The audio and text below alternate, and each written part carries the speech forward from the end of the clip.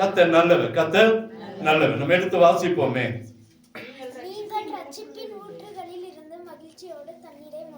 Very good. கரங்களை தட்டி ஒரு நன்றியை சொல்லுவோம். என்னது? இன்னொரு முறை. நீங்கள் ரட்சிப்பின் ஊற்றுகளிலிருந்து மகிழ்ச்சியோடு தண்ணீர் மொண்டு கொள்வீர்கள். அப்படியே கண்களை மூடுவோமா? இந்த வாயில் கம்மி பண்ணதுல எங்களை கிருபையாய் நேசிக்கிற அப்படி நல்ல தகப்பனே, ஆராதனை வேளையில ஆராதித்தோம், பாடினோம், மகிமைப்படுத்தினோம். இப்பொழுதும் வார்த்தைக்கு நேராய் கடந்து வந்திருக்கிறோம். வார்த்தை எங்களிடத்துல பேசட்டும். ஆண்டவரே, நீங்க பேசணும், நாங்க கேட்கணும்பா. உங்களால் அன்றி என்னால் எதையும் செய்ய முடியாது. என்னை மறைத்து நீங்க வெளிப்படுங்க, உங்க நாமம் மகிமைப்படட்டும். இந்த திறமைகளோ என்னுடைய படிப்பல்லப்பா, உங்களுடைய ஆசீர்வாதம் கடந்து வரட்டும், உங்க வார்த்தைகள் கடந்து வரட்டும்பா. நீங்க பேசுங்க, என்னை மறைத்து நீங்க வெளிப்படுங்க, உங்க நாமம் மகிமைப்பட்டும். விடுதலை ஆசீர்வாதத்தின் ஊற்றாய் இருக்க நீர் உதவி செய்ய வேண்டும் என்று சொல்லி ஜெபிக்கிறோம். மற்றும் என்னோட ஆவி, ஆத்மா, சரீரம், என் உச்சந்தலை முதல் உள்ள காலவன்மை கரத்தில் ஒப்புக் கொடுக்கிறேன். உங்க சித்தம் போல விருப்பம் போல நடத்துங்க. இயேசுவின் இன்ப நாமத்தில் ஜெபிக்கிறோம் அன்பின் நல்ல தகப்பனே, ஆமென். காண்போம். அல்லேலூயா. இந்த மாதத்துல சொல்ல, நீங்க ரட்சிப்பின் ஊட்டுகளில் இருந்து மகிழ்ச்சியோடு தண்ணீர் என்ன செய்வீங்க? மொண்டு கொள்வீங்க. போன வாரம் பார்த்தோம், முந்தின வாரம் பார்த்தோம், 1ஆம் தேதி பார்த்தோம். ஆண்டவர் சொல்றாரு, இந்த வருஷம் ஒரு மொண்டு கொள்கிற அனுபவம். என்ன சொல்ற அனுபவம்? மொண்டு கொள்கிற அனுபவம். எப்படின்னு சொன்னா, போன வருஷம் எல்லாம் நம்ம போய் நின்று கியூல நின்று, நான் போன வாரமே சொன்னேன், தண்ணிக்காக போய் நின்னோம், மற்ற காரியங்களுக்காக நின்னோம். அநேக காரியங்கள் நமக்கு கிடைச்சது, கிடைக்காம போச்சு. ஆனா காத்திருந்தோம். என்ன செஞ்சோம்? காத்திருந்தோம். ஆனா இந்த ஆண்டு சொல்றாரு, ரட்சிப்பின் ஊட்டுகளில் இருந்து ஆசீர்வாதத்தை கர்த்தர் கொண்டு வருவார். ஆசீர்வாதத்தை கர்த்தர் கொண்டு வருவார். நிச்சயமா இந்த வருஷத்துல நம்முடைய வாழ்க்கையில கர்த்தர் ஒரு அற்புதத்தை செய்வார். போன இந்த 1ஆம் தேதி அம்மா ஜெயலட்சுமி ஹாஸ்பிட்டல் அட்மிட். 31ஆம் தேதி அட்மிட் பண்ணி அவங்க ஹாஸ்பிட்டல் 1ஆம் தேதி. ஆனா இன்னைக்கு பாருங்க, மாதத்தின் கடைசியில சபைகளை கர்த்தர் கொண்டு வந்திருக்கிறார். அல்லேலூயா. இப்ப கர்த்தரால முடியாத எந்த காரியமே அவரால் முடியும். நம்ம ஜெபிக்கும் போது கர்த்தர் ஒரு அற்புதத்தை செய்வார். அல்லேலூயா. ஆகவே ஆண்டவர் இந்த வருஷத்துல ரட்சிப்பின் ஊற்றுகளில் இருந்து மகிழ்ச்சியோடு தண்ணீரை மொண்டு கொள்ள கர்த்தர் உதவி செய்வார். மகிழ்ச்சியோடு. போன வருஷத்துல நான் அடிக்கடி எல்லா வீடுகளையும் சொன்னேன், ஒருவேளை ஆசீர்வாதங்கள் இருந்திருக்கலாம், அதை முன்னெடுக்க முடியாம பல பிரச்சனைகள், வேதனைகள், போராட்டங்கள் தடை செய்து கொண்டிருக்கலாம். இந்த வருஷம் அப்படி இல்ல. ஆசீர்வாதத்தை முன்னெடுத்து அதை மகிழ்ச்சியோடு அனுபவிக்க கர்த்தர் நமக்கு உதவி செய்வார். அல்லேலூயா. கர்த்தரால முடியாத காரியம் ஒன்றும் இல்லை, எல்லாம் நடக்கும். இயேசுட்ட வந்துட்டோம்னா அவர் அப்படியே ஆசீர்வாதமாய் நம்மை மாற்றுகிற தேவன். துக்கங்களை ஆசீர்வாதமாய் மாட்டுவார், பிரச்சனைகளை ஆசீர்வாதமாய் மாட்டுவார், நம்முடைய வேதனைகளை ஆசீர்வாதமாய் மாட்டுவார், நம்முடைய கண்ணீரை மகிழ்ச்சியை மாட்டுவார். கர்த்தராலே ஒரு அற்புதத்தை செய்து கொடுக்கதான் முடியுமே ஒழிய அதை மாற்ற அவர் அல்ல. அவரால் அற்புதத்தை செய்கிற ஆண்டவர், அற்புதத்தை செய்கிற ஆண்டவர். இன்னைக்கு நாம பார்க்க போறோம், எப்படி ஆசீர்வாதத்தை நம்ம சொந்தரிக்க முடியும், எப்படி நம்ம ஆசீர்வாதத்தை சொந்தரிக்க முடியும். இன்னைக்கு ஆண்டோட வாக்குத்தத்தங்கள் என்ன சொல்லுகிறது அப்படின்னு சொல்லி பார்த்தீங்கன்னா, எல்லா வீடுகளையும் ஒவ்வொரு வாக்குத்தத்தத்தை வைத்து ஜெபித்து இருக்கிறோம். ஒவ்வொரு வாக்குத்தத்தங்களை கர்த்தர் நமக்காக கொடுத்திருக்கிறார். உங்களுக்கு நன்றி. அந்த வாக்குத்தத்தத்தை பிடித்து ஜெபம் பண்ணுங்க, கர்த்தர் ஒரு அற்புதத்தை செய்வார். இன்னைக்கு நம்ம பார்க்க போற காரியம் லூக்கா எழுதின சுவிசேஷம் 22ஆம் அதிகாரம். அப்படியே எல்லாரும் திருப்பி கொள்ளுங்க. லூக்கா எழுதின சுவிசேஷம் 22ஆம் அதிகாரம் 1-2 வசனங்களை நம்ம வாசிப்போமே. 1-6 வரைக்கும். பஸ்கா எனப்பட்ட புளிப்பில்லாத அப்ப பண்டிகை சமீபமாயிற்று. அப்பொழுது பிரதான ஆசாரியரும் வேத பாரகரும் அவரை கொலை செய்யும்படி யோசித்து ஜனங்களுக்கு பயப்பட்டபடினால் எவ்விதமாய் அப்படி செய்யலாம் என்று வகை தேடினார்கள். அப்பொழுது 12 ஒருவனாகிய யூதாஸ் ஸ்காரியோத் என்னும், யூதாஸ் அங்கு போல, ஸ்காரியோத் என்னும் மறுபேர் கொண்ட யூதாசுக்குள் சாத்தான் புகுந்தான். அவன் பிரதான ஆசாரியத்திலும் சேனை தலைவரிடத்திலும் போய் அவரை காட்டி கொடுக்கும் வகையை குறித்து அவர்களோடு ஆலோசனை பண்ணினான். அவர்கள் சந்தோஷப்பட்டு அவனுக்கு பணம் கொடுக்க உடன்பட்டார்கள். அதற்கு அவன் சம்மதித்து ஜனக்கூட்டம் இல்லாத வேளையில் அவரை அவர்களுக்கு காட்டி கொடுக்கும்படி சமயம் தேடினான். அல்லேலூயா. இங்கே ஒரு பக்கம் ஆண்டவருக்கு ஒரு சதி நடக்கிறது. ஆண்டவரை பிடிக்க வேண்டும், ஆண்டவரை சிலுவையில் அறைய வேண்டும், அவரை கொலை செய்ய வேண்டும். அவருடைய திட்டம், ஜனங்களுடைய திட்டம் ஆண்டவரை கொலை செய்ய வேண்டும் என்று சொல்லி ஒரு பக்கம் சதி நடக்கிறது. இதற்கு யாரை பிடிக்கலாம் என்று சொல்லி பார்த்தா, ஒரு ஆண்டவரோடு கூட இருந்த ஒரு மனுஷனை அவங்க பிடிச்சாங்க. அவங்க பிடிச்சாங்கன்னு கூட அங்க சொல்லல. இவனா வழிய போனான், இவனா வழிய போறான். இவனா போய் அவங்க வந்து கூட கேட்டிருந்தா கூட பரவாயில்ல. இவனா போய் அந்த ஆட்கள்கிட்ட சொன்னா, நான் இயேசுவை காட்டி கொடுக்கிறேன், இயேசுவை காட்டி கொடுக்கிறேன், எனக்கு என்ன தருவீங்க? ஆபிரகாம், நம்ம போன முந்தின வாரம் பார்த்தோம். ஆபிரகாம் கேட்டா, ஆண்டவரே நான் உங்க பிள்ளை, நான் உங்களோடு கூட இருக்கிறேன், நீங்க எனக்கு என்ன தருவீங்க? எனக்கு பாருங்க ஒரு வித்தியாசம் பாருங்க. ஆபிரகாம் ஆண்டவரத்துல கேட்கிறான், ஆண்டவரே நீங்க என்ன தருவீங்க? அதனாலதான் 100 வயதுல ஆபிரகாமுக்கு ஒரு ஆண் குழந்தை கத்தர் கொடுத்தார். ஆண்டவர்கிட்ட கேட்டா நடக்கும், ஆண்டவர்கிட்ட கேட்டா நடக்கும். இங்க இந்த யூதாஸ் காரியத்தை என்ன செய்யலாம், போய் அந்த குறிப்பிட்ட ஆட்கள் இடத்துல கேட்கணும்னா அவங்களும் ஒரு பணத்தை கொடுக்கணும், கொஞ்சம் பணத்தை உங்களுக்கு தரும் அப்படின்னு சொல்லி அவங்க சம்மதித்தார்கள் என்று சொல்லி பார்க்கணும். பணம் கொடுக்க உடன்பட்டார்கள். அதற்கு அவனும் சம்மதித்து, ஜனக்கூட்டம் இல்லாத வேலையில அவர் தனியா இருக்கும்போது நான் காட்டி கொடுக்குறப்பா, தனியா இருக்கும்போது உங்களுக்கு நான் யாருன்னு சொல்லி அவரை சொல்றேன். ஏன்னா அன்னைக்கு யூதர்கள் எல்லாம் ஒரே மாதிரி இருந்தாங்க. யூதர்கள் எல்லாம் ஒரே ட்ரெஸ் தான் எல்லாரும். அந்த ஒரு அதாவது என்னன்னா, தையல் போடப்படாத ஒரு அங்கி போல ஒரு ட்ரெஸ், எங்கேயுமே தையல் இருக்காது. முழுமையா நெய்யப்பட்ட ஒரு துணி, முழுமையா நெய்யப்பட்ட ஒரு துணி. அல்லேலூயா. முழுமை இன்னைக்கெல்லாம் நைட்டி போலதான் இன்னைக்கு இருக்கிற, அல்லது இன்னைக்கு இருக்கிற ஜிப்பா அந்த மாதிரி அது கூட தையல் போடுறோம். அன்னைக்கு ஒரே அங்கி. அதனால எல்லாரும் தாடி வச்சிருந்தாங்க, எல்லாரும் அந்த யூத முறைப்படி இருந்ததுனால இயேசு யாரு, பேதுரு யாரு, யோவான் யாருன்னு சொல்லி ஜனங்களுக்கு என்ன செய்யல, தெரியல. அதனாலதான் அவங்க நேரா வந்து பேதுரு இயேசுவை பிடிக்க முடியாம தடுமாறினாங்க. அதுக்கு ஒரு போய் கேட்கிறான், சரி நான் அவரை கண்டுபிடிச்சு தரேன், நான் அவரை காட்டி கொடுக்கிறேன், நான் அவரை காட்டி கொடுக்கிறேன். பாருங்க, யூதாசுக்குள் சாத்தான் புகுந்தான் வேதம் சொல்லுது. யூதாசுக்குள் என்ன செஞ்சான்? சாத்தான் புகுந்தான். இப்படி இந்த சம்பவம் இன்னைக்கு செய்திக்கானதுல ஒரு உதாரணத்துக்காக சொல்லிட்டு செய்திக்கு நான் போறேன். இங்க ஒரு பக்கம் ஆண்டவரை அடிக்க வேண்டும், ஆண்டவரை கொலை செய்யப்பட வேண்டும், ஆண்டவரைக்கு விரோதமா எழும்ப வேண்டும் என்று சொல்லி ஒரு கூட்டம் எழும்பி இருந்தாலும், இன்னொரு பக்கம் ஆண்டவர் ஜனங்களை ஆயத்தப்படுத்தினதை பார்க்கிறோம். என்ன செஞ்சாருங்க? ஜனங்களை, முதல்ல சீசர்களை ஆயத்தப்படுத்துகிறார். ஒரு பக்கம் சதி நடக்கிறது ஆண்டவருக்கு விரோதமாய், ஆண்டவர் அடிக்கப்பட வேண்டும், ஆண்டவரை கொலை செய்யப்பட வேண்டும் என்று சொல்லி ஒரு பக்கம் என்ன நடக்குது? சதி நடக்குது. அவரை காட்டி கொடுக்க கூட இருந்த ஒரு மனுஷனே உடன்படுகிறான். அப்படிப்பட்ட சூழ்நிலை ஒரு பக்கம் நடந்தால், இன்னொரு பக்கம் ஆண்டவர் சொல்றாரு, அவருக்கு தெரியும் என்னுடைய ஓட்டம் முடிய போகிறது, அவருடைய காலங்கள் முடிய போகிறது, இன்னும் கொஞ்ச நாள்ல என்னை சிலுவையில அறைய போறாங்க, என் ஜீவன் போக போகுது. அதுக்கு முன்பாடி ஜனங்களை ஆயத்தப்படுத்த கர்த்தர் இறங்கி வந்தார். அல்லேலூயா. அவருடைய நோக்கமே என்னன்னா, ஜனங்கள் ஆயத்தப்படணும். எதுக்காக? பரலோக ராஜ்யத்துக்காக. அவங்க என்ன பண்ணணும்? இப்ப பாருங்க, நிறைய பேர் சொல்லுவாங்க, நான் சொர்க்கத்துக்கு போகணும். நான் எங்க போகணும்? சொர்க்கத்துக்கு போகணும். அதுதான் ஆண்டவருடைய திட்டம், ஆண்டவருடைய நோக்கம் அதுதான்.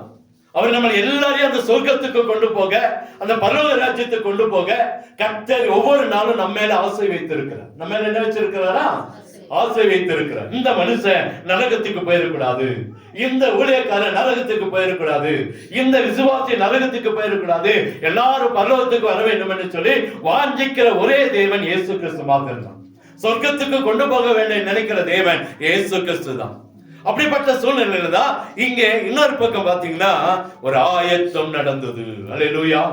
இன்னைக்கு அதுதான் ஆண்டவர் நம்மோடு பேச விரும்புகிறார். என்ன சொல்றாருன்னா, எடுத்து வாசிங்க. அதே லூக்கா 22:8. அப்பொழுது அவர் பேதுருவையும் யோவானையும் அழைத்து, நாம் பஸ்காவை புசிக்கும்படிக்கு நீங்கள் போய் அதை நமக்கு ஆயத்தம் பண்ணுங்கள் என்றார். அல்லேலூயா. இப்ப ஆண்டவர் இன்னைக்கு நம்மிடத்துல இந்த ஆசீர்வாதத்தை கர்த்தர் கொடுத்துட்டாரு. அது சொல்றாரு, நீங்க ரட்சிப்பின் ஊட்டுகளில் இருந்து மகிழ்ச்சியோடு தண்ணீரை என்ன செய்வீங்க? மொண்டு கொள்வீங்க, மொண்டு கொள்வீங்க. அப்ப ஆண்டவர் ஒரு இந்த வருஷத்துல 2025ல ஒரு பெரிய நீரூட்டை கர்த்தர் வைத்திருக்கிறார்.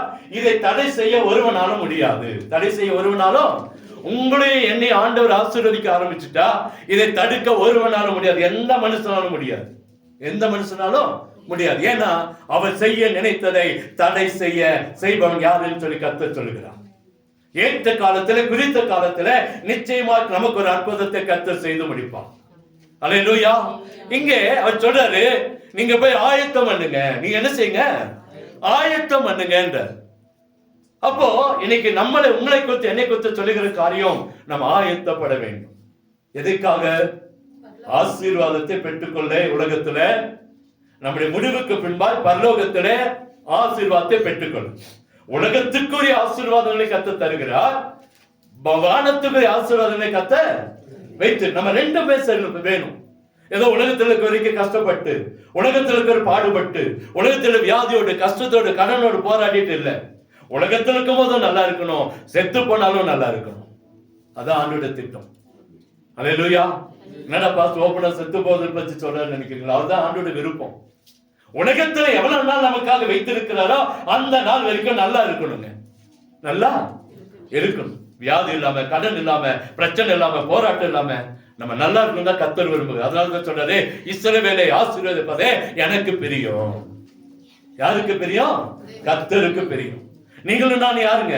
இஸ்ரவேலர்கள். தேவனாய் படைத்த, தேவனால் தெரிந்து கொள்ளப்பட்ட, தேவனால் அழைக்கப்பட்டு, தேவனால் பிரித்தெடுக்கப்பட்ட அந்த ஜனக்கூட்டம், தேவனுக்கு பிரியமான ஜனக்கூட்டம். நீங்களும் நான் யாரு? இஸ்ரவேலர்கள். அப்ப தேவ சமூகத்தில் வந்திருக்கிறோம். உங்களையே ஆசீர்வதிக்கவே கர்த்தர் விரும்பி கொண்டிருக்கிறார். உங்களையும் ஆசீர்வதிக்கல. இன்னைக்கு ஒருவர் வியாதியோடு உட்கார்ந்துக்கலாம், கடனோடு உட்கார்ந்துக்கலாம், தோல்வியோடு உட்கார்ந்து இருக்கலாம், குடும்பத்துல பிரச்சனையோடு உட்கார்ந்து இருக்கலாம், போராட்டத்தோடு உட்கார்ந்து இருக்கலாம். இது நம்முடைய வாழ்க்கை அல்லன்றதை புரிஞ்சுக்கணும். இது என்னுடைய வாழ்க்கை அல்ல. குடும்பத்துல எப்போது பிரச்சனை, இது என்னுடைய வாழ்க்கை இல்ல சொல்லணும். நீங்க இது எனக்குரியது அல்ல, எனக்குரியது அல்ல. கடனா, இது எனக்குரியது அல்ல. வியாதியா, இது எனக்குரியது அல்ல. ஏன்னா நான் ஆண்டோடைய பிள்ளை. நான் யாருடைய பிள்ளை? ஒவ்வொரு நாள் அறிக்கை பண்ணி பாருங்க.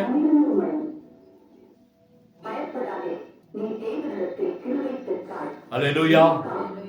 தேவன் நம்மோடு இருக்கிறார். தேவன் நம்மோடு இந்த வசனம் கூட சொல்ல, பயப்படாத, நீ தேவனிடத்தில் என்ன செய்தாய்? கிருபை பெற்று இருக்கிறார். நம்ம தேவனிடத்தில் என்ன பெற்றிருக்கிறோம்? கிருபை பெற்று இருக்கிறோம். இதை நம்ம யாராவது சொன்னோமா? உங்களுக்கு எத்தனையோ வருஷத்துக்கு முன்னாடி அதை இது பண்ணி வச்சுட்டாங்க. ஆனா அந்த நேரத்தில் அப்படி ஒரு வசனத்தை கர்த்தர் என்ன செய்கிறார்? தருகிறார். ஒரு நாள் காலையில் உட்காந்து ஜெபம் பண்ணிட்டு இருந்தேன். எப்போது காலையில் வந்து உட்காந்து, இப்போ இடத்த மாற்றி கொஞ்சம் மேலே வந்து உட்காந்து ஜெபம் வைக்கிறேன். கொஞ்சம் என்னை வெறுத்து, என்னை நொறுக்கி, என்னை தேவசமத்தில் அப்படியே ஒப்பு கொடுத்து ஜெபம் பண்றேன். அந்த நேரத்தில் கர்த்தர், நான் ஆண்டவர்கிட்ட கேட்டேன், ஆண்டவர் ஒரு வார்த்தை என்னோடு கூட என்ன செய்யட்டும்? பேசட்டும். அப்ப கொடுத்த வாக்கு தத்துவம் தான் இந்த வசனம். இன்னைக்கு கர்த்தர் நமக்கு கொடுத்திருக்கிற வாக்கு தத்துவம். அல்லேலூயா. ஒரு வசனம் அல்ல, நிறைய வசனங்கள் கர்த்தர் எனக்கு கொடுத்தார். அந்தந்த நேரத்தில் நான் சொல்லுவேன், 9 மணிக்கு ஜெபிக்கணும்னு கர்த்தர் பேசுங்க, 10 மணிக்கு கேட்ப ஆண்டவரே நீங்க என்ன செய்யுங்க?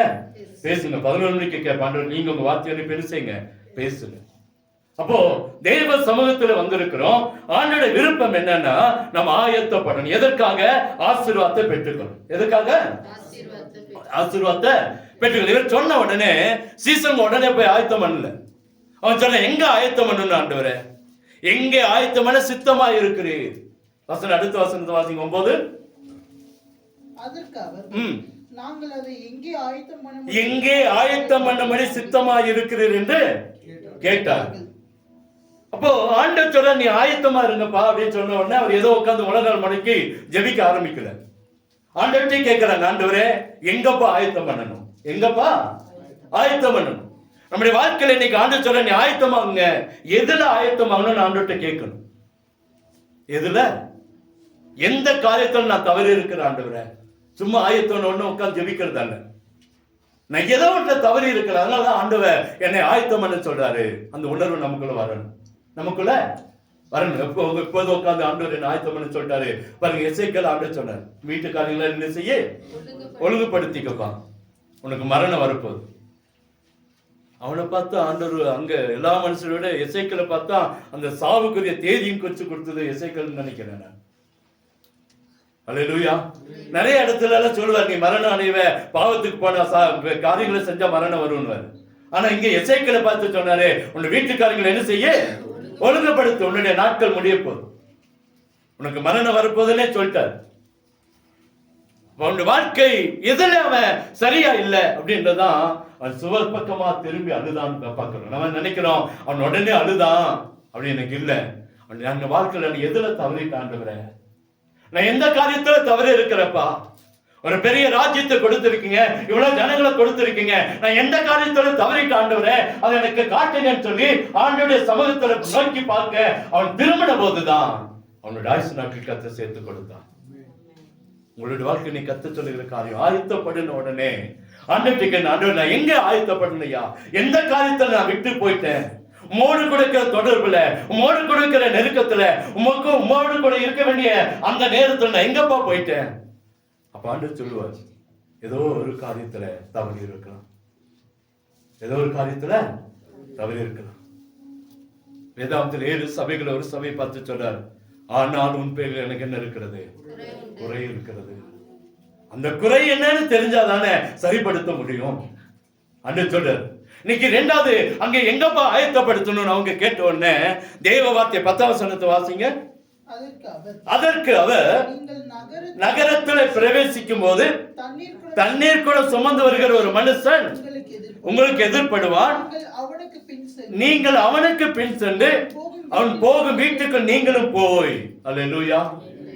சொல்றாரு, எங்கப்பா ஆயத்தப்படுத்தணும் அப்படின்னு கேட்ட உடனே அவங்க சொல்றாரு, ஆண்டவரு நீங்க நடந்து போங்க, நகரத்துக்கு போயிருங்க, அங்க போன ஒரு மனுஷன் தண்ணி சுமந்துட்டு போவோம். என்ன சுமந்து போவான்? தண்ணி. அவன்கிட்ட நீங்க ஒன்னும் பேச வேண்டாம், அவன்கிட்ட ஒண்ணுமே பேச வேண்டாம். எப்படி ஆயத்தப்படுத்தணும் பாருங்க. வேலைக்கான இடத்துலயோ மனுஷனிடத்திலயோ நம்முடைய குறைகளை சொல்ல கர்த்தர் நம்மளை அழைக்கிறது.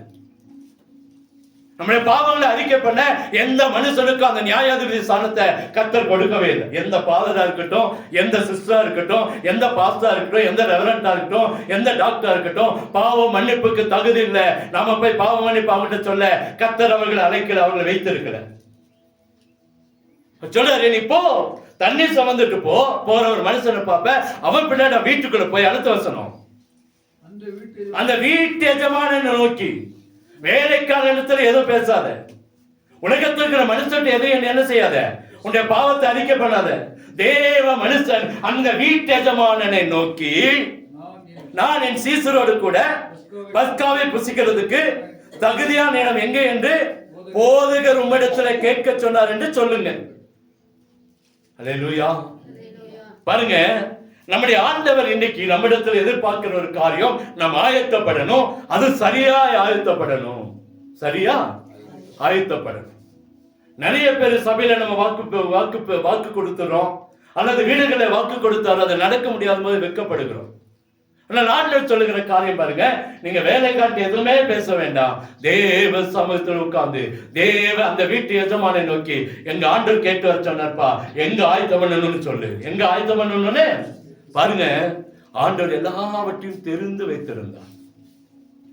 காரியம் பாருங்க, சீசன் போறான், ஆனா ஆண்டவர் அதுக்கு முன்னாடியே அந்த இடத்தை தெரிந்து வைத்து, இந்த வீட்டுக்குள்ள இந்த இடத்துலதான் இந்த வருஷம் பஸ்கா பண்டிகை என்ன செய்யணும், கொண்டாடணும். ஆண்டவர் நம்மளை கொடுத்து, நம்ம வீட்டை கொடுத்து ஒரு திட்டம் வைக்கணுங்க. நம்ம வீடு அவருக்கு தெரியணும், நாம் அவருக்கு தெரியணும். நாம் அவருக்கு தெரிந்த வாழ்க்கை இருக்கும் போதுதான் அந்த பஸ்காவை சரியாய் கொண்டாட முடியும்.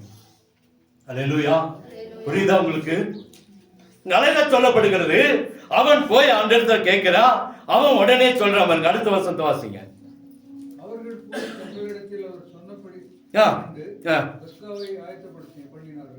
பஸ்காவை என்ன செஞ்சாங்க?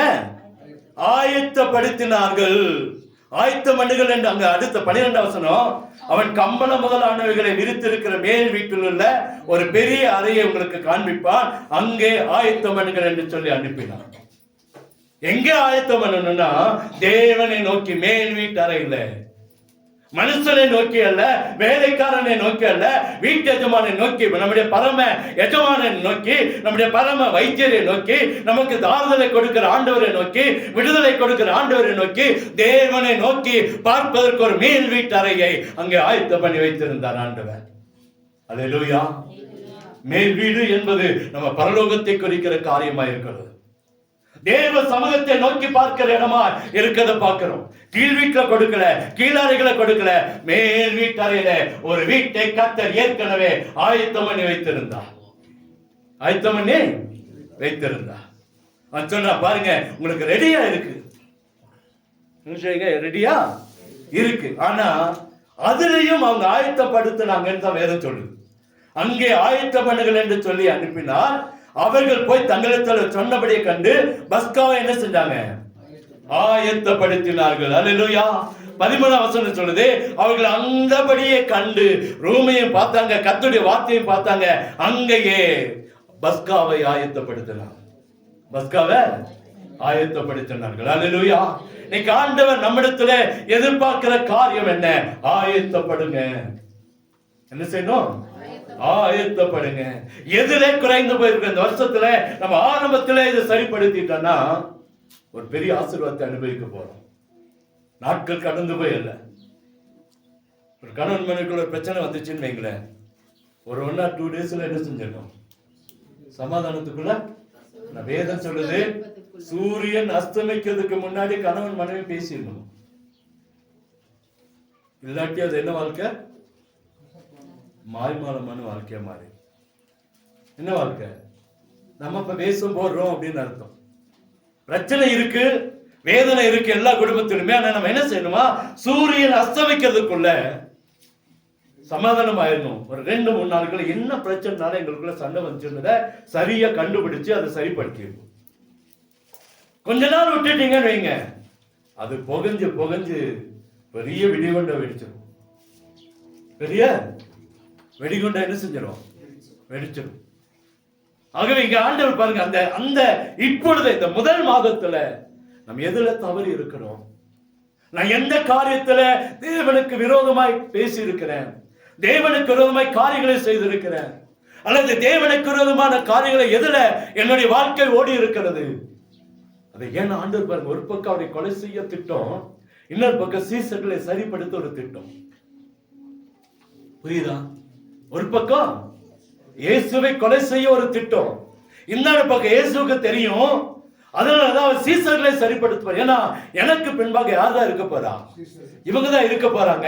இவங்களை சரிப்படுத்தி இவங்க ஆயத்தம் ஆயிட்டாங்கன்னா நிச்சயமா ஒரே பிரசங்கத்துல 3000-5000 பேரை இவங்களால வெளியே கொண்டு வர முடியும். கர்த்தருக்கு தெரியும். உங்களை குறித்து என்னை குறித்து கர்த்தருக்கு தெரியும். நம்ம என்ன செய்ய போறோம்னு கர்த்தர் அறிந்து வைத்திருக்கிறார்.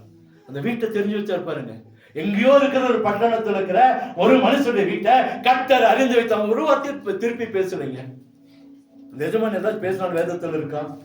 போய் கேட்ட உடனே அவன் சொன்ன, பாருங்க ஐயா, இது ஒரு பெரிய எல்லாம் விரிச்சு வச்சிருக்கேன், கம்பளம் எல்லாம் விரிச்சு வச்சிருக்கிற பெரிய அறை எடுத்துங்க. நீங்க எடுத்து நீங்க பஸ்காவை என்ன செய்யுங்க? ஒரு பக்கம் விரோதம், ஒரு பக்கம் எதிரி, ஒரு பக்கம் சூழ்ச்சி, ஆனா இன்னொரு பக்கம் கர்த்தருக்கு உதவி செய்ய, தேவ ஜனங்களுக்கு உதவி செய்ய குறிப்பிட்ட ஆட்களை கர்த்தர் வைத்திருந்தார். நீங்க நினைக்கலாம், எனக்கு விரோதமா ஒரு பெரிய கூட்டம் சதி செய்து, எனக்கு விரோதமா மந்திரம் வச்சுட்டான், எனக்கு விரோதமா சூனியத்தை வச்சுட்டான், எனக்கு விரோதமா காரியங்களை செஞ்சுட்டாங்க, எங்க குடும்பத்துல பிரச்சனை, எங்க குடும்பத்துல வேதனை அப்படின்னு நம்ம நினைக்கிறோமா? ஆண்டவர் அதே இடத்துல நமக்காக ஒரு விடுதலையும் கர்த்தர் வைத்திருக்கிறார். ஒரு முற்றுப்புள்ளி வைக்க வேண்டிய இடத்துல கமாவை போட்டு மீண்டும் தொடங்கும், மீண்டும் தொடரும் சொல்லி கர்த்தர் நமக்கு ஒரு புதிய வாழ்க்கை கர்த்தர் வைத்திருக்கிறார். நம்ம நினைக்கலாம், இதோட என் வாழ்க்கை முடிஞ்சிடும், இதோட என் வாழ்க்கை முடிஞ்சு போயிரும் போல, நான் இறந்து போயிரும் போல, அல்லது என் குடும்பத்துல பிரச்சனைகள் முடியாது போல நினைக்கலாம். இல்ல, இப்பதான் ஒரு புதிய காரியத்தை கர்த்தர் செய்ய ஆரம்பித்திருக்கிறார். 80 வயசுலதான் மோசேக்கு கர்த்தர் புதிய வாழ்க்கை கர்த்தர் கொடுத்தார். எத்தனை வயசுலங்க? இங்க இருக்கிற யாரும் 80 வயசு இருக்க மாட்டோம். 80 வயசுலயும் ஒரு மனுஷனுக்கு ஒரு புதிய வாழ்க்கையை மோசேக்கு கர்த்தர் கொடுப்பார் என்று சொன்னால், ஆபிரகாமுக்கு 100 வயதுல தான் ஒரு புதிய ஆசீர்வாதத்தை கொடுக்க முடியும் என்று சொன்னால், உங்களுடைய வாழ்க்கை என்னோட வாழ்க்கணும் இப்பொழுது ஒரு புதிய காரியத்தை செய்ய அவரால் முடியும்.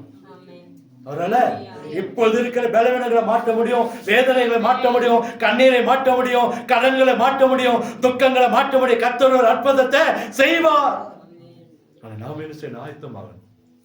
நம்ம என்ன செய்யணும்? ஆயத்தம் இல்லாம ஒரு காரியமும் நடக்காதுங்க இந்த வருஷத்துல.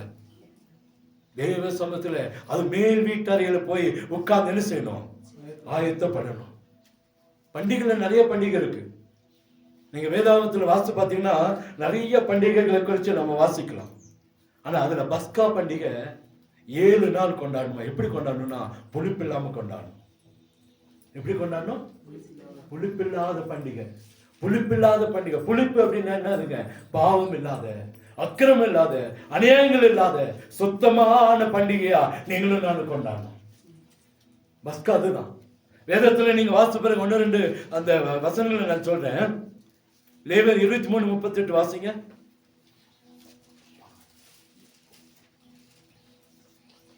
லேவியராகமம் 23:38. கொஞ்சம் சீக்கிரம் எடுத்தீங்கன்னா நல்லா இருக்கும். இருக்குதா லேவியராகமம்? நீங்கள் அந்தந்த நாளுக்கு தக்கதாய் கர்த்தருக்கு சர்வாங்க தகன பலி, போஜன பலி. பாருங்க, சர்வாங்க தகன பலி, அப்புறம் போஜன பலி, அப்புறம் ரத்த பலி, பானபலி முதலானவைகளை சொல்லும்படி. அது அங்கே இருக்குது. அடுத்தது என்னாகுமோ 20 என்னாகும் 29:39. என்னாகும் 29:39. சின்ன பசங்க எடுத்தாலும் வாசிங்க, பெண்கள் எடுத்தாலும் வாசிங்க. உங்கள் பொருத்தனைகளையும் உங்கள் உற்சாக பலிகளையும் உங்கள் சர்வாங்க தகன பலிகளையும். பாருங்க, அங்க மீண்டும் ஒரு முறை வாசி. உங்கள் பொருத்தனைகளையும் உங்களை உற்சாக பலிகளையும் சர்வாங்க தகன பலிகளையும் போஜன பலிகளையும் உங்கள் பான பலிகளையும் உங்கள் சமாதான பலிகளும் அன்றி நீங்கள் உங்கள் பண்டிகைகளை கர்த்தருக்கு செலுத்த வேண்டிய இவைகளே என்று சொல்லுகிறார். அல்லேலூயா. அது மாத்திர பண்டிகைகள் நிறைய இருக்கு. யாத்திரம் 12:11 எடுத்து வாசிங்களேன். யாத்திரம் 12:11.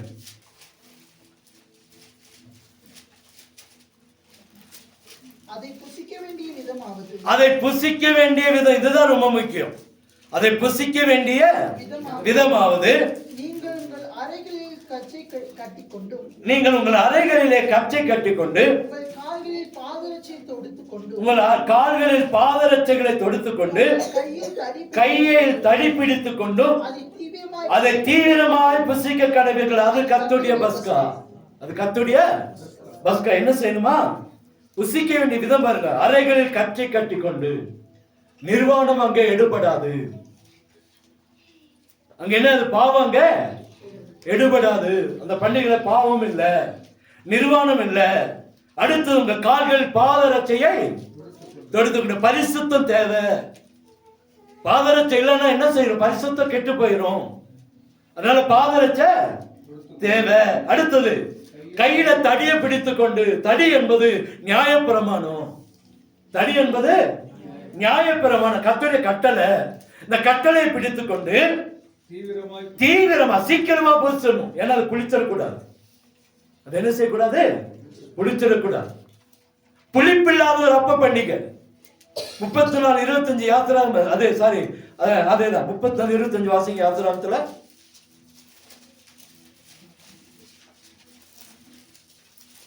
34:25. எனக்கு இடும் பலியின் ரத்தத்தை புளித்த மாவுடன் செலுத்த வேண்டாம்.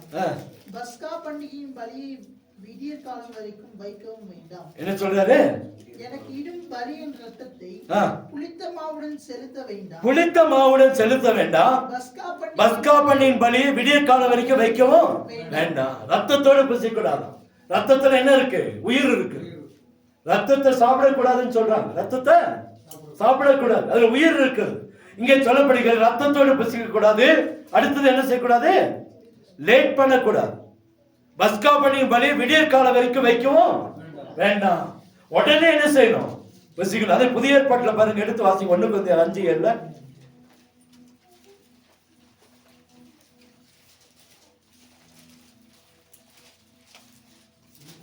5:7.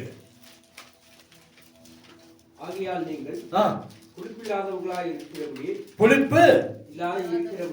இருக்கிறபடிக்கு புதிதாய் பிசைந்த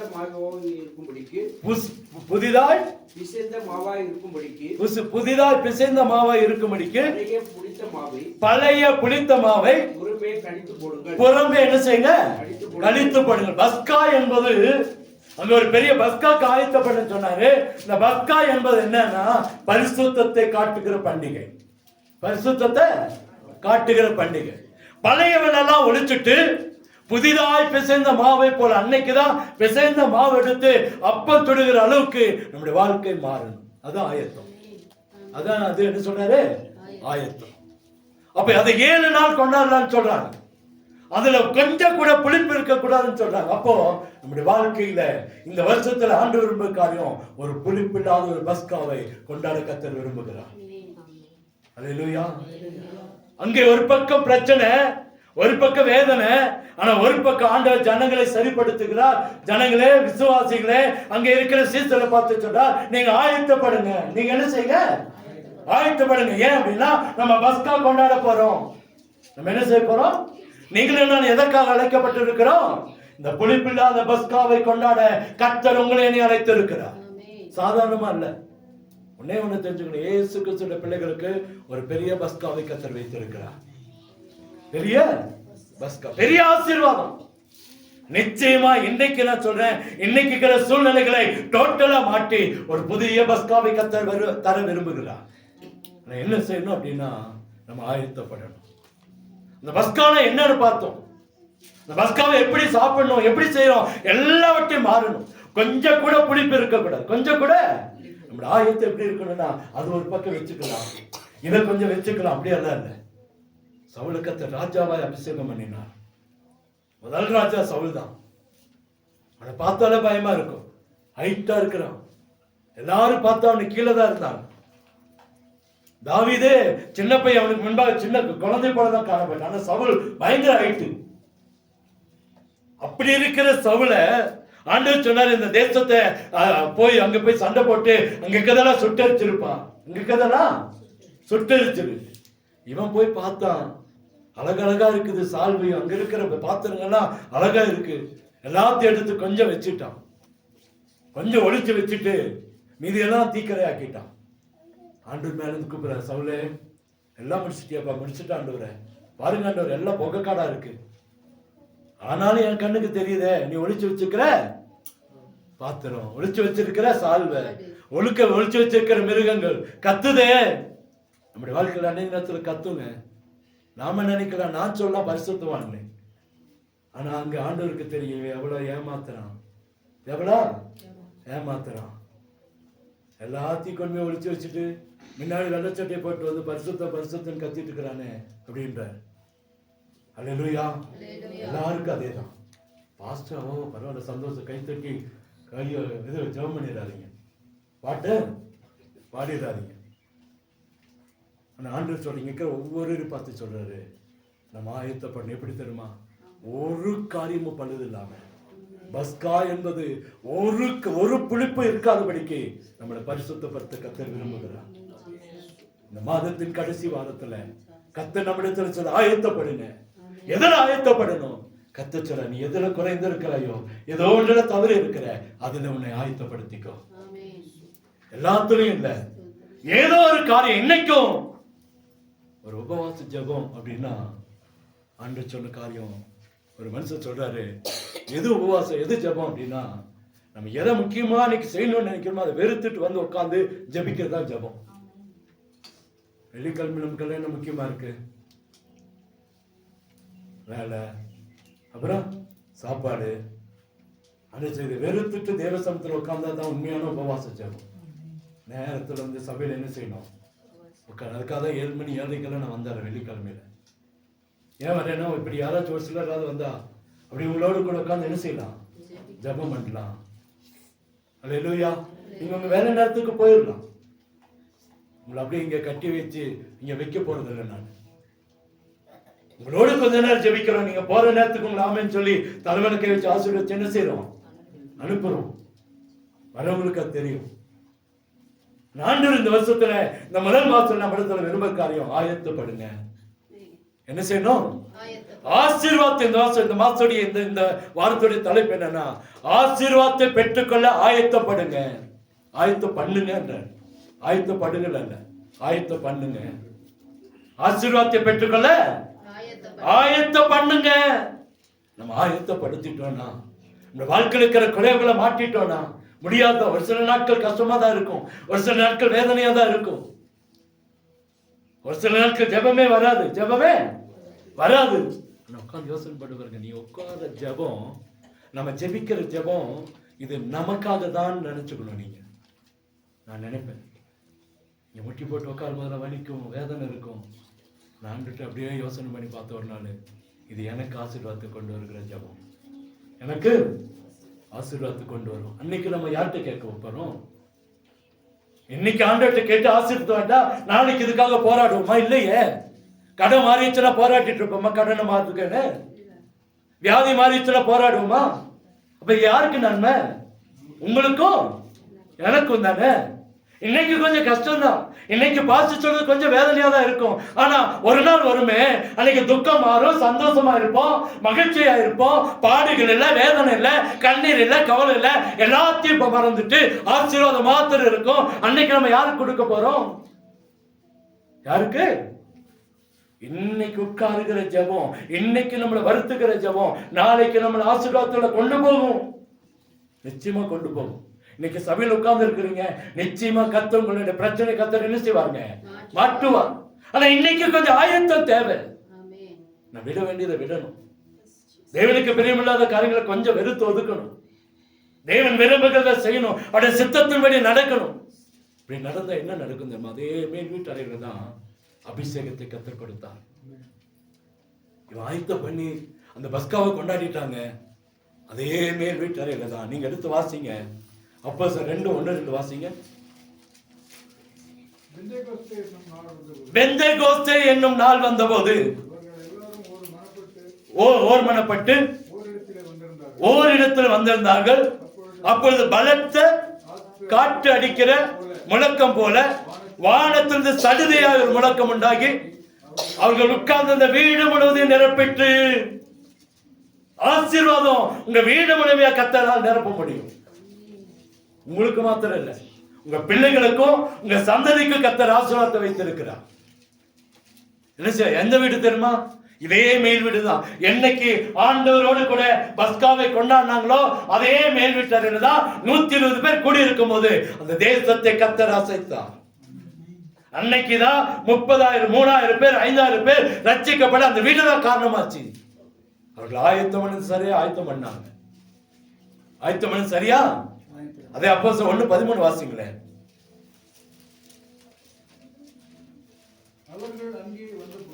அவர்கள் அங்கே வந்தபோது மேல் வீட்டில் ஏறினார்கள். எந்த மேல் வீடு? அன்னைக்கு பஸ்காவுக்கு எதை ஆயத்தம் பண்ணாங்களோ அந்த மேல் வீட்டில் ஏறினாங்க. கர்த்தர் அவருடைய சத்தத்தை கேட்டார். நீங்களும் நான் ஆயத்தமாக தேவனுக்கு பார்க்க பார்க்க பார்க்க நம்முடைய சத்தத்தை கேட்பார். சத்தத்தை கேட்பார். அதில் பேதுரும், யாக்கோபும், யோவானும், அந்திரேயாவும், பிலிப்பும், தோமாவும், பர்த்தலோமேயும், மத்தேயும், அல்பேயின் குமாரனாகிய யாக்கோபும், செலேத்தா எனப்பட்ட சீமோனும், யாக்கோபின் சகோதரனாகிய யூதாவும் தங்கி இருந்தார்கள், காத்திருந்தாங்க. மேல் வீட்டில் போய் ஏறக்குறைய 10 நாள் காத்திருந்தாங்க. எத்தனை நாளுங்க? 10 நாள். 40 நாள் அவர் பரமேறி போனார். 40வது நாள்ல இருந்து 50வது நாள் வரைக்கும் அவர்கள் தேவ சமூகத்துல காத்திருந்தாங்க. அந்த 50வது நாள் தான் தேவத்தின் அபிஷேகம் அங்கே இறங்கி வந்துச்சு. அல்லேலூயா. நிச்சயம் ஒரு அற்புதத்தை உங்கள் வாழ்க்கையில் என்னோட வாழ்க்கை கர்த்தர் செய்ய ஆயத்தமா இருக்கிறார். நிச்சயம் அந்த மேல் வீட்டாரை அனுபவம், ஆயத்தமான அனுபவம் நம்மளை அபிஷேகத்தினால் நிரப்போம், வல்லமையால் நிரப்போம். இந்த வருஷத்துல நாம் தேவ சமூகத்துல காத்திருந்து அந்த மேல் வீட்டு அனுபவத்தை பெற்றுக்கொள்வோம் என்று சொன்னால் இந்த ஆண்டில உங்களை கர்த்தர் ஒவ்வொரு தீர்க்கதரிசியை மாற்ற போகிறார். எழுதி வச்சுக்கங்க. வரங்கள் செயல்படுற கர்த்தர் மாற்ற விரும்புகிறார். இதுவரைக்கும் நமக்காக தலையை கொடுத்திருந்த நாட்கள் போய் மற்றொரு கரத்துல மற்றொரு தலையில கை வைக்கிற அளவுக்கு கர்த்தர் நம்ம உயர்த்த போகிறார். அநேக வீடுகளை கர்த்தர் திறந்து தருவார். அநேக வீடுகளுக்குள்ள கடந்து போவீர்கள். கர்த்தர் உங்களை கொண்டு செய்ய வேண்டிய காரியங்களை கர்த்தர் செய்து முடிப்பார். வியாதியோடு போராட்டி இருக்கீங்க, இப்ப பிரச்சனையோடு போராடுறோம், கடனோடு போராடுறோம். ஒரு காலம் வரும், ஒரு நேரம் வரும். எப்ப தெரியுமா? நம்மை ஆயத்தப்படுத்தி தேவ சமூகத்தில் நம்ம விட்டு கொடுக்கும் போது அநேக ஆசீர்வாதங்களை சுதந்திரிக்க கர்த்தர் உதவி செய்வார். அல்லேலூயா. கண்களை மூடுவோமா? தேவன் உங்களை என்னை பார்த்து சொல்றாரு, ஆயத்தம் பண்ணுங்கப்பா. யோவானையும் பேதுரையும் பார்த்தா சொன்னாரு, ஆயத்தம் பண்ண ஒரு இடத்தை வேணும். உடனே கேட்கிறேன், எங்கப்பா ஆயத்தப்படுத்தணும்? உடனே உட்காந்து ஜெபிக்கல, உடனே வெளியே ஓடி போல. எதிரப்பான ஆயத்தப்படணும். நல்லா புரிஞ்சுக்குங்க. ஆண்டவர் ஏதோ ஒரு இடத்துல ஏதோ ஒரு குறைவை நம்ம இடத்துல பார்த்து கொண்டே இருக்கிறார். நம்ம ஆசீர்வதிக்கப்படணும், அது தடையா இருக்குதுப்பா. ஒரு மாசத்தை கடந்து வந்துட்டோம், இன்னும் நான் அந்த ஆசீர்வாதத்தை பெற்றுக்கொள்ள முடியலன்னா எங்கேயோ ஒரு தடை இருக்குது. ஆயத்த பண்ணணும். எப்படி ஆயத்தப்படுத்தணும்? மனுஷனத்துல நம்முடைய காரியங்களை சொல்லல. வேலைக்காரன் வரும், அவன் பின்னாடி போ, திரும்ப ஒரு வீட்டுக்குள்ள போவான். அந்த வீட்டு எஜமான பார்த்து கேளு. பரலோக தந்தையை பார்த்துதான் நம்ம நோக்கி பார்க்கணுமே ஒழிய உலகத்தில் இருக்கிற மனுஷனை நோக்கி பார்க்கல. அவன் உடனே பாருங்க ஒரு மேல் வீட்டறையை காட்டுகிறான். கம்பள முதலானவர்கள் விரிக்கப்பட்டிருந்த ஒரு மேல் வீட்டை, ஒரு பெரிய அறையை காட்டுறான். அங்கே அவர்கள் ஆயத்தப்பட்டாங்க. அப்படியே விட்டுட்டு வரல. ஆண்டவரே ரெடியா இருக்க ஆண்டவரே, நம்ம போனா அங்க பந்தி இருந்துடலாம் சொல்லிட்டு வரல. அந்த வீட்டை, அந்த முதலாளி கொடுத்த வீட்டை, அந்த ஓனர் கொடுத்த வீட்டை, தேவன் நமக்கு கொடுத்த சரீரத்தை, தேவன் நமக்கு கொடுத்த ஜீவனை, தேவன் நமக்கு கொடுத்த உயிரை காப்பாற்றிக் கொள்ள ஆயத்தம் பண்ணினாங்க. ஆயத்தம் பண்ணப்பட்டது. ஆயத்தம் பண்ணிட்டு உடனே அங்க பஸ்காவை கொண்டாடல. 13 வசனம் சொல்றாங்க, ஆயத்தம் பண்ணிட்டு வந்துட்டாங்க. எப்ப ஆண்டவருக்கு சித்தமோ அப்போ அங்க போய் அங்க பஸ்காவை ஆசரித்தாங்க. ஆண்டவர் சித்தத்துக்கு ஒப்புக்கொண்டு, ஆண்டவர் ரெடி ஆயிட்டு வாங்க, போனெல்லாம் போடல, நாங்க ரெடியா இருக்கிறோம், எல்லாம் ரெடி பண்ணிட்டு வாங்க ஐயா பஸ்கா கொண்டாடலாம் கூப்பிடல. ஆண்டவர் வர வரைக்கும் காத்திருந்தாங்க. ஆண்டவர் வந்தா எல்லாரையும் பரிசுத்தப்படுத்தினார். நம்முடைய வாழ்க்கையில இந்த வருஷத்துல, இந்த கடைசி, இந்த வருஷ மாதத்தின் கடைசி நாட்கள்ல கர்த்தர் ஆயத்தம் பண்ணி தேவ சமூகத்துல காத்திருக்கும் போது பேதுரு சொல்றான், என் காலை கழுவ வேண்டாம், காலை கழுவுனா உனக்கு இந்த பந்தியில பங்கு இல்லை. சொன்னா என் தலையில இருந்து கால் வரைக்கும் கழுவுங்க ஐயா, உச்சந்தந்து உள்ள வேலைக்கு கழுவ கர்த்தர் சுத்தமா இருக்கிறார். இந்த முதல் நாட்கள்ல பரிசுத்தம் பண்ணிக்கொள்வோம். முதல் மாதத்துல பரிசுத்தம் பண்ணி ஆயத்தப்படுவோம். வரக்கூடிய 11 மாதத்துல நிச்சயமா நிச்சயமா ஆசீர்வாதத்தின் ஊற்றுகளில் இருந்து மகிழ்ச்சியோடு தண்ணீரை மண்டு கொள்ள கர்த்தர் உதவி செய்வார். என்ன நடக்குது? ஒரு பெரிய அபிஷேகம். நேற்று வரைக்கும் பயந்து போன பேதுரு இன்னைக்கு எழுமிருக்கிற அளவுக்கு கர்த்தர் அற்புதத்தை செய்தார். உங்கள் வாழ்க்கையில் அதை செய்து முடிப்பார்.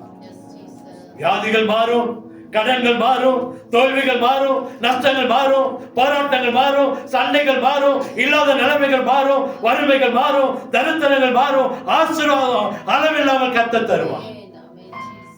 இன்மைக்கு மாத்திரமல்ல, மறுமையிலும் ஆசீர்வாதத்தை வைத்திருக்கிறவர். ஒரு அற்புதத்தை செய்ய அவர் ஆயத்தமா இருக்கிறார். அருமையான குடும்பமே, அருமையான வாலிப பிள்ளைகளை, ஐயா அம்மா, சிறு பிள்ளைகள் உங்களை பார்த்த கர்த்தர் சொல்றாரு, ஆயத்தம் பண்ணுங்க, ஆசீர்வாதத்தை பெற்றுக்கொள்ள ஆயத்தம் பண்ணுங்க. என்னையும் பார்த்து கர்த்தர் சொல்றாரு, ஆயத்தம் பண்ணுப்பா.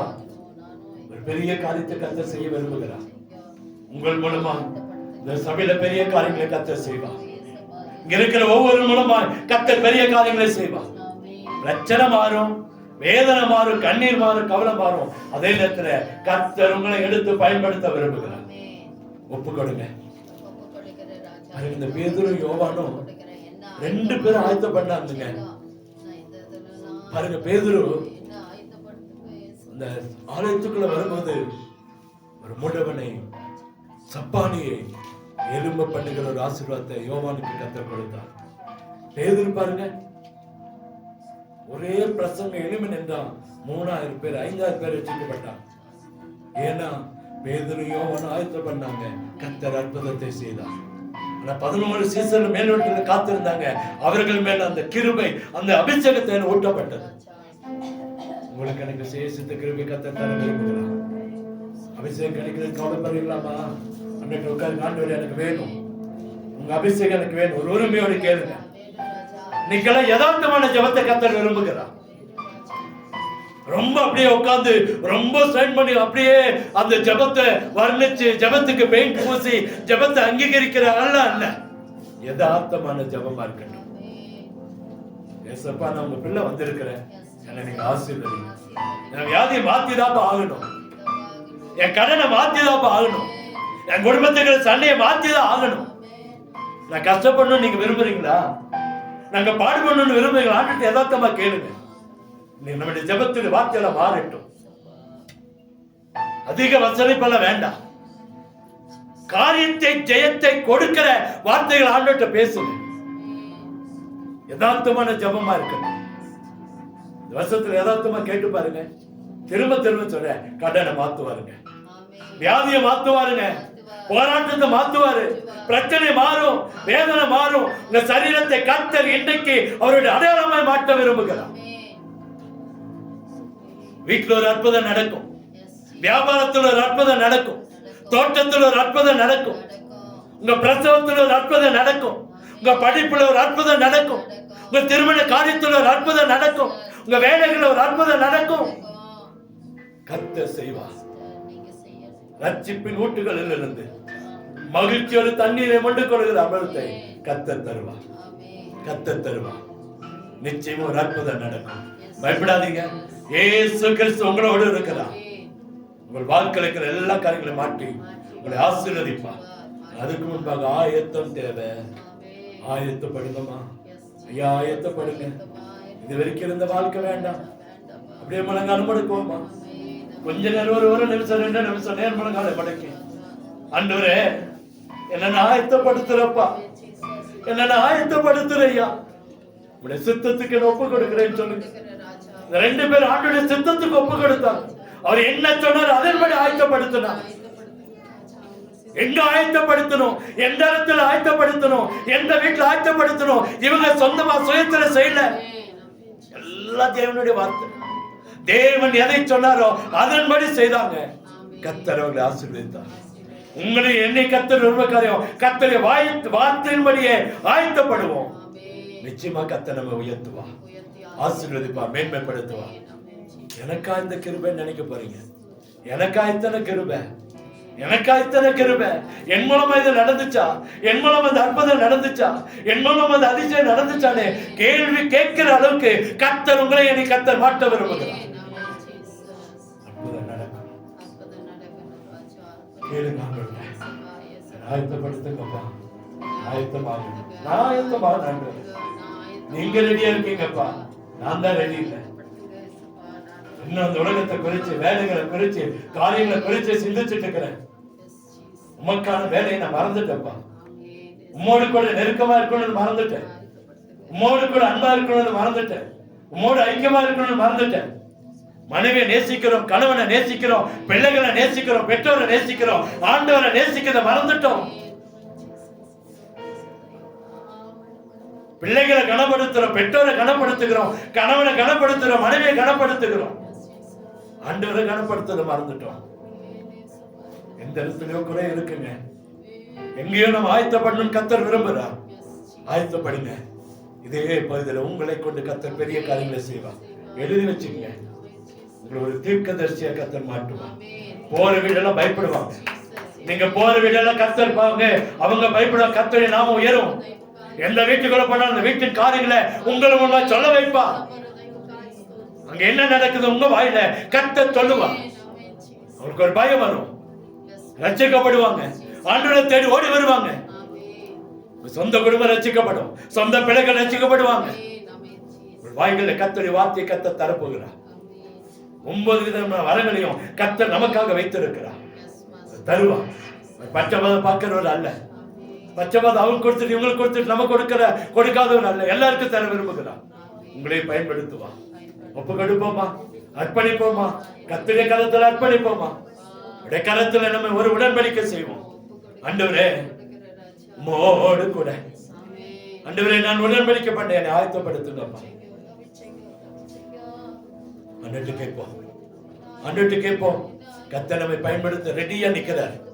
ரிக்கதர பௌத நாசல ரபௌரா ஒத்து ரிக்கதர நிம்ம ரபௌத ராக்கதர ரேத்து ரிக்கதரபா. இயேசுவின் நாமத்தினால் ஒரு அற்புதம் நடக்கட்டும். நிச்சயமா நம்ம தேவ சமத்துல காத்திருந்து தேவன் விரும்புகிற காரியத்தை செய்து முடிச்சிட்டோம்னு சொன்னா, அவருடைய பார்வைக்கு நம்ம நல்ல ஆசீர்வாதம் பிள்ளைல மாறிட்டோம்னு சொன்னா, நிச்சயமா அந்த ஆண்டுல ஆசீர்வாதத்தின் ஊற்றுகள் ஒவ்வொரு இடத்திலும் நிரம்பி வழியும். விவசாயத்துல, வேலைகள்ல, வியாபாரத்துல, படிப்புல, எல்லா கர்த்தர் அற்புதத்தை செய்வார். கர்த்தரை பிடித்துக் கொள்வோம். கர்த்தரை கருத்துல ஆயத்தப்படுவோம். கர்த்தர் பெரிய காரியங்களை செய்வோம். எங்களை கிருபையா நேசிக்கிறார். நல்ல தகப்பனே, ஒரு வார்த்தைக்காய் நன்றி. எங்களோடு பேசிக்கொள்வதற்கா ஸ்தோத்திரம். ஒவ்வொருவரையும் ஆயத்தப்படுத்தும், எல்லாரையும் பயன்படுத்தும். நாமம் பயன்படட்டும்.